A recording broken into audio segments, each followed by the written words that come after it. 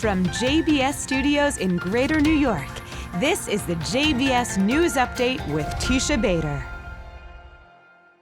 I'm Teisha Bader with the JBS News Update for Thursday, February the 9th, 2023. Israeli Prime Minister Benjamin Netanyahu spoke to the Israeli public today to reassure them that the status quo at the Kotel, the Western Wall in Jerusalem's Old City, would not change. This after reports surfaced of proposed legislation from the ultra-Orthodox Shas Party, which included in it banning egalitarian prayer anywhere at the site, as well as banning dress that is deemed immodest at the holy site. Penalties including fines and even jail time for some offenses, including the gathering of the Women of the Wall group.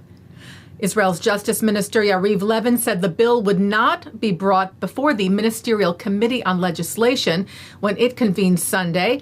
And Netanyahu said in a video today, "I wish to reassure and also to clarify the status quo at the Kotel, which is precious to all Jews, will be kept precisely as it is today."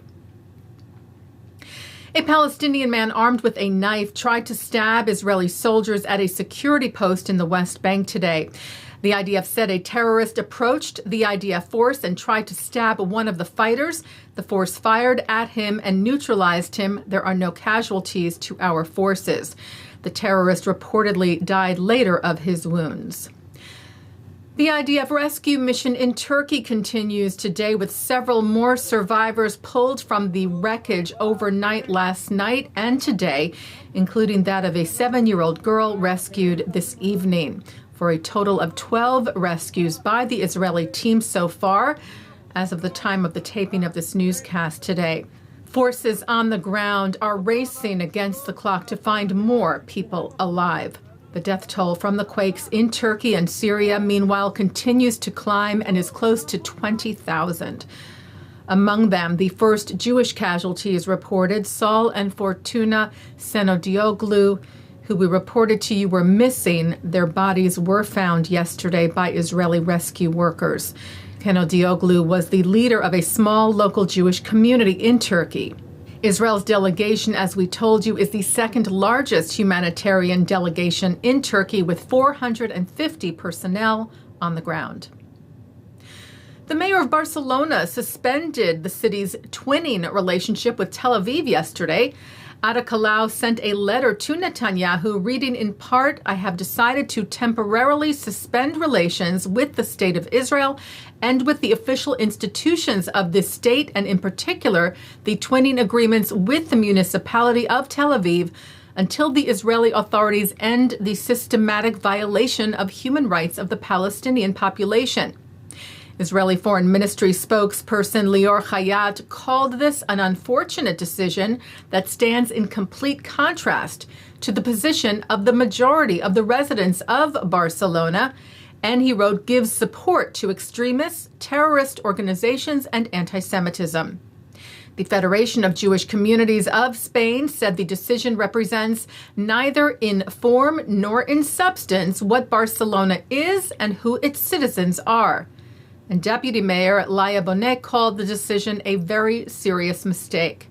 A city council session will vote on it later this month. Acclaimed Jewish American composer Bert Bacharach has died.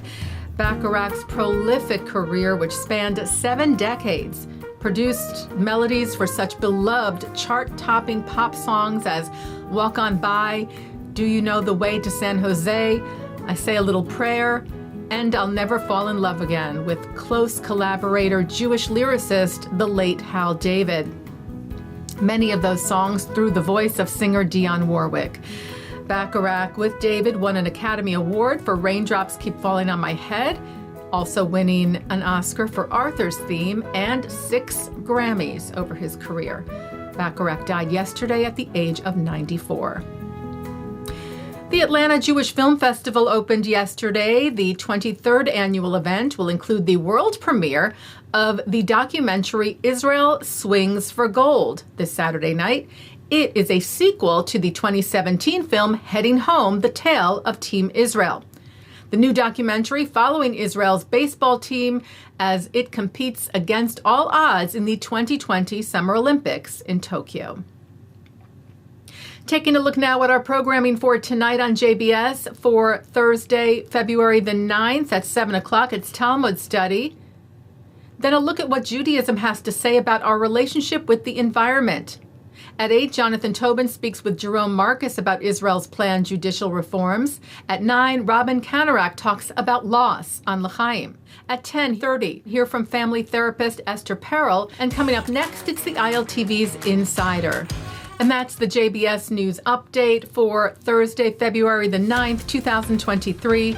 I'm Teisha Bader. Stay healthy, stay well.